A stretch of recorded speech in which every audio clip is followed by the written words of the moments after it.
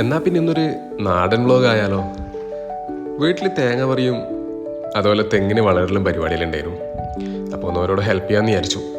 നേരെ കണ്ണൂക്കര ടൗണിൽ പോയി അവിടുന്ന് കുറച്ച് വളം വാങ്ങിക്കണം. അങ്ങനെ അതും വാങ്ങി നേരെ ഒരു ഓട്ടോറിക്ഷയിൽ കയറ്റി നേരെ വീട്ടിലേക്ക്.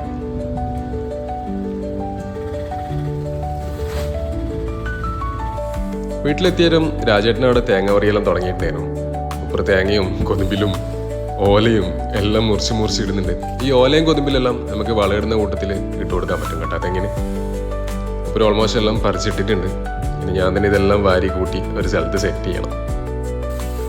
അപ്പുറത്തൊരു ബക്കറ്റിൽ ഞാൻ കൊണ്ടുവന്ന വളം സെറ്റാക്കുന്നുണ്ട്. കൃഷ്ണനാണ് വളം ഇട്ട് കൊടുക്കുന്നത്. ഒപ്പം ഇങ്ങനെ ഒരു ബക്കറ്റിലെടുത്ത് എല്ലാ തെങ്ങിനും ഇട്ട് കൊടുക്കുന്നുണ്ട്. അപ്പുറത്ത് തന്നെ രമേശ് ചേട്ടൻ ഓലയെല്ലാം മുറിച്ച് അതും തെങ്ങിൻ്റെ ഉള്ളിൽ ഇട്ട് കൊടുക്കുന്നുണ്ട്. ഇത് നല്ല വളമാണ് കേട്ടോ. നമുക്ക് ഓല അതുപോലെ പച്ചില കൊമ്പ് അങ്ങനത്തെ ഒക്കെ മുറിച്ചിട്ടായി വളത്തിൻ്റെ കൂട്ടത്തിൽ.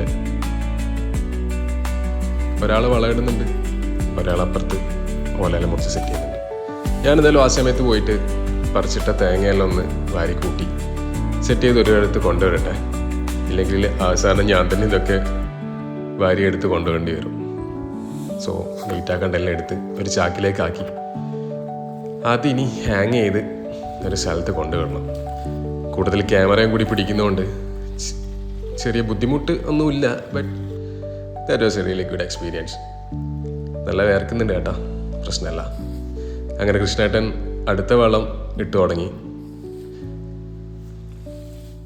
അതിനുശേഷം ഇത് മൂടുന്ന പ്രോസസ്സാണ്. ആ കൊത്തിയിട്ട മണ്ണെല്ലാം അതിൻ്റെ മേലേക്കിട്ട് ഇത് മൂടുന്ന പ്രോസസ്സാണ് ഈ കാണുന്നത്. ഇനി മഴയും കൂടി കിട്ടിയാൽ ആ വളമൊക്കെ നല്ലോണം അതിന് പിടിക്കും കേട്ടോ.